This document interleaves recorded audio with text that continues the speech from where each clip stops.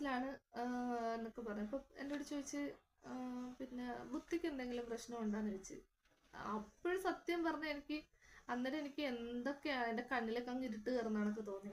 നമ്മളൊരിക്കലും അങ്ങനെ ഒരു ചോദ്യം നമ്മളോട് ഒരു അമ്മമാരോട് അങ്ങനെ ഒരു ചോദ്യം നമ്മൾ കേൾക്കുമ്പോൾ നമുക്ക് അതായത് നമ്മൾ പ്രഗ്നൻ്റ് ആയിട്ടൊക്കെ ഇരിക്കുമ്പോഴത്തേക്ക് അങ്ങനെ ഒരു ചോദ്യം കേൾക്കുമ്പോൾ നമുക്ക് ഉണ്ടാകുന്നൊരു വിഷമം അത് ഭയങ്കര വലുതാണ്. അപ്പം എനിക്കങ്ങ് ക്ഷീണമാണ്, ആ തളർച്ചയാണ്, എൻ്റെ കണ്ണിലൊക്കെ ഇരുട്ട് കയറുന്നൊക്കെ ആയിട്ടൊക്കെ തോന്നി. അപ്പം ഞാൻ അന്നേരം ഇല്ല അങ്ങനെയൊന്നും ഇല്ല, ആളൊക്കെയാണ്, കുഴപ്പമൊന്നുമില്ല എന്നപ്പോൾ എന്നോട് അവർ ചോദിച്ചു ഫാമിലിയിൽ ആർക്കെങ്കിലും ഉണ്ടാ എന്ന് ചോദിച്ചു.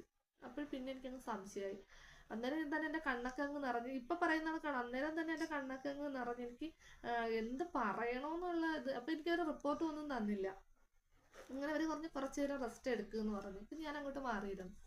അത് കഴിഞ്ഞിട്ട് അവർ കുറേ കഴിഞ്ഞപ്പോഴത്തേക്ക് എനിക്ക് റിസൾട്ട് തന്നിട്ട് പറഞ്ഞു മാഡത്തെ കണ്ടിട്ടേ പോവുള്ളൂ എന്ന് പറഞ്ഞു.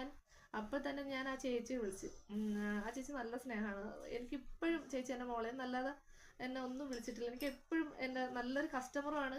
അതിലുപരി എനിക്ക് എൻ്റെ ചേച്ചി പോലെയാണ്. അപ്പം ആ ചേച്ചി എന്നെ വിളിച്ചിട്ട് ചോദിച്ചു എന്ത് മോളേന്ന് ചോദിച്ചു. ഞാൻ പറഞ്ഞു ചേച്ചി ഇവരെന്തൊക്കെ എൻ്റെ കൂടെ ഇങ്ങനെ പറയുന്നു എന്ന് പറഞ്ഞു. അങ്ങനെ ആ ചേച്ചി അപ്പോഴും തന്നെ ചേച്ചി ലേബർ റൂമിലായിരുന്നു.